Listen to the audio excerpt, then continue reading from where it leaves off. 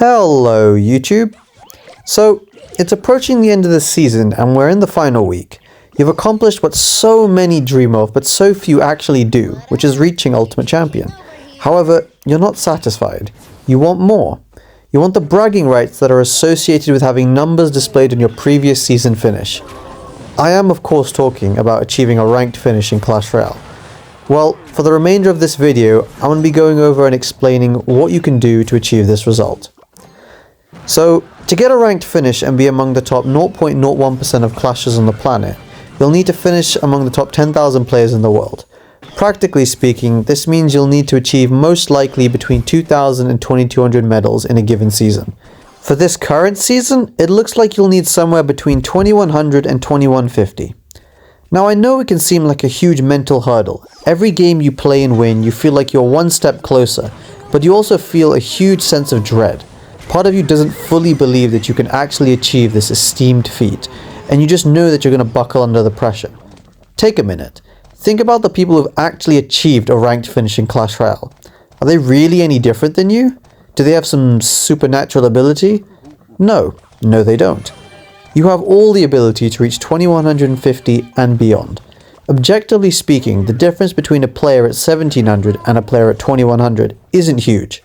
The main differences come down to consistency and mentality. If you've already achieved a ranked finish, then doing it again doesn't seem so daunting. However, if you never have, then you have this fear of the unknown, failing before you even start. So this, perhaps, is going to be my most important piece of advice I give in this video, which is that you should go into your games with confidence. You should have the mentality that you're going to win and outplay your opponents. Having negative, intrusive thoughts whilst playing Clash Royale will prevent you from fully concentrating. You can do it. You will do it. Now that I've covered mentality, let's focus on consistency. What can you do to be more consistent? I'll start off by saying you should go and check up on Royale API, the most common decks in Clash Royale at your medal range. When in games, you want to be able to use your previous experience in how to win a matchup and apply it to your current game. The quicker you can identify a matchup, then the quicker your brain can associate the game you're currently playing with both positive and negative experiences you've previously had. If you lost to a big mistake in the past, your brain will remind you, and if you've won a game in a certain way, then also your brain will trigger a memory. So being fluent in the current meta decks is essential to freeing up your brain to focus on keeping track of cycle, whilst also thinking about the macro strategy you'll need to employ to win. Secondly, you need to be ready to play a lot. You shouldn't think that it's realistic that you'll win every game up to a ranked finish. End of season is not for practicing. It's for showing off polished gameplay resulting from practice you put in during the season. I wouldn't go extensively through replays and analyze games. Now, I'm not saying you shouldn't check replays at all, but I just wouldn't suggest getting too caught up in them. If you lose a game, don't worry. Stay calm, stay focused, and on the next one, have a consistent mindset. You want to try and achieve flow state when you're playing and thinking in a continuous manner. Over-analyzing replays can break that flow and make you less consistent. If you feel like at some point you're starting to tilt and lose a bunch of games, then take a break. Honestly, at the end of the season, players are all nervous and make more mistakes than usual. If you can be the one that's cool, then you can outplay players even better than yourself.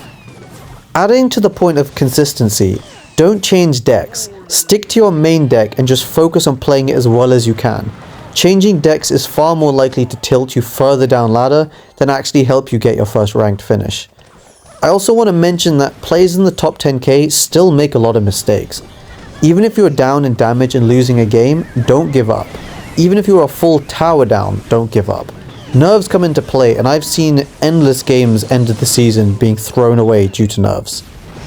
The final tips I'll give aren't necessarily looked highly upon, but they are allowed by Supercell. First, you can open up Clash Royale on another device and spectate yourself to check your opponent's elixir. This means you'll need 2 accounts and 2 devices, or you'll need a friend who you can talk to. I wouldn't really recommend this if you haven't done it before. It can get a bit confusing trying to focus and having to look up at another screen. It's just an option that I'll leave to your guys' judgment. Personally, I don't use it, and most top players also don't do this. The second thing you can do is get a friend to check Royale API to find out your opponent's decks during the games. This can give you an advantage at the start of the game, and it requires some teamwork and some fast fingers to search up the name of the player or the clan. but you know, it can be useful. Again, I'll leave this up to your guys' own discretion. And that's really all I can say. Now it comes down to you. You can do it. Just stay calm and don't give up. Persistent effort will get you there. Best of luck, and let me know in the comments after the season if this video helped you get that first ranked finish. Now focusing more on the gameplay, I just shared a replay, quite a nice game against Egiant Bowler. In this game I'm playing against Minor Poison, which isn't the easiest, especially with Bomb Tower. It's kind of usually better to have a Tesla because it does more DPS, and the splash of the Bomb Tower doesn't really help. I mean, it's not bad, I'll take it, but you know, I think a Tesla is better in this matchup. Yeah, in this instance, he's just cycling a Valk, I cycle a Knight. We don't really have a damage lead, we're down actually a little bit. I just decided to EQ. I need to go opposite lane. Against Minor Poison with basically any hog deck, you have to go opposite lane, like any minor control deck.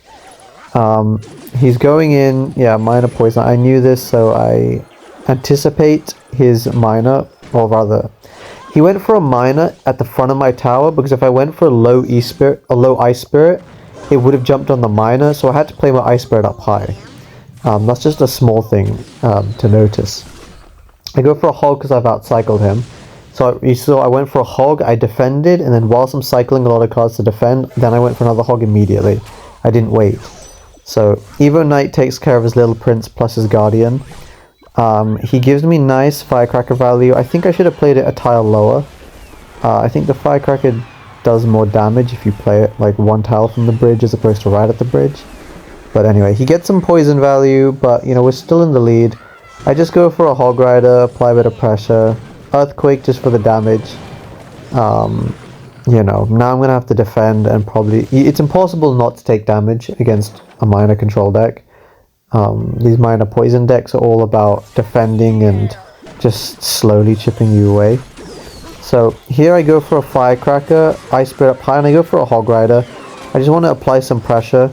I go for logs. I thought he'd go for Evo Skeletons. I think he delayed just to see if I would prediction log. But yeah, I knew he had Evo Skeletons in hand. Managed to outcycle him, and this time he does go for Evo Skeletons. So I react with a late log, but we do get 2 hits. That log I decided to play reactively because I knew he had it before but didn't play it. So I thought maybe he's just going to try going for like bats or something on defense, in which case there's no point wasting my log. He gets good poison value, and at this point I'm like, I can just defend. I'm up enough where I can just defend and spell cycle, but I've really not got to take too much damage. I hog just to force him to defend, because if I don't hog, he's just going to use all 10 of his elixir at the bridge. So this forces him to spend at least 4 or just lose the game. I didn't mean to go for a Firecracker at the bridge, I misclicked that, but it is what it is. Prediction log, he goes for these Evo Bats, and honestly I don't know how my hog didn't get a hit, but whatever. I'm still fine. He decides to change lanes, support his Evo Bats. This was actually not a bad play by him. The reason he does this is mainly so that it forces me to spend elixir. And if I'm spending elixir and if I'm down, then he can always just go to the other lane. So it's good to support like broken evolutions. You should do the same thing with Evo Knight. He goes Little Prince in the back for 3 card cycle, so I just Earthquake and I just go, okay, I need to defend. Unfortunately 2 of his bats still survive, which turns out to be a bit of a problem. My Knight walks back and then one of them blocks on the tower, and it's a bit of a mess. But it doesn't matter, we're 1 Earthquake away, and the Earthquake comes down, GG's. This next game is against a similar matchup. Instead of Minor Poison though, it's Drill Poison. This deck has kind of become meta just because of, you know, Evo Wall Breakers and how just absurdly busted Minor Poison is. Again, that was a misclick. I meant to go Skeletons instead of a Bomber right in the middle, but it's okay, it's not really a big deal. Goes for a Queen in the back, so I just decide, okay, let me just Firecracker same lane. It's a bit awkward defending Queens in this matchup, and so he goes for a Drill.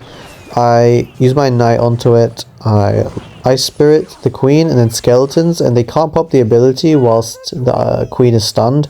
So that's a nice little play you guys can use to kind of mess people up. If you go for a Hog Rider and EQ a Bomb Tower, because my Knight is in the other lane and the other tower isn't helping out, they're forced to respond to it. Sometimes players just forget the fact that both towers aren't hitting the hog, and they're just used to the interaction of, you know, an earthquake not really doing much against a hog rider. Sorry, a hog EQ push not really doing much against a bomb tower, and sometimes you get a lucky hit. That time I forced out a delivery. This time I go for Knight Skeletons, and the reason I play both is just because I'm trying to cycle. I know I've outcycled him, so I go for my Hog Rider. I go for a Firecracker because now my main priority is defending against this Queen. Go for an Ice Spirit. Don't really know why he hasn't popped his Queen ability twice now, but I'll take it. I let my Firecracker get a hit on the Drill and then Log, and because of that play we made earlier, we actually are in the lead. So here, this time I don't fail it. I just play normal Skeletons. And then I get King Tower. He goes for an Evo Bomber just for one hit. Like, it's so dumb. It's such a dumb card. Evo Knight is obviously going to do well against his Queen. I go for this Firecracker, but he pops his Queen ability at the right time. However, look at this Firecracker value. Let's go. Firecracker, if you play in the opposite lane, it will hit the opposite tower. So if you want to get damage on the right side, go for a Firecracker on the left side to like anything played in the middle, especially buildings. Yeah, that was a really nice Firecracker, and this was a nice game, not too difficult. You know, if you guys are enjoying these videos, I would appreciate it if you'd, consider subscribing, perhaps like the video. The support lately has been crazy. I don't know how I'm at 700 subs already, but you guys are amazing. Check out my Twitch stream. I live stream every weekend, Friday, Saturday, Sunday. And yeah, this was a nice game. I'll see you guys next time.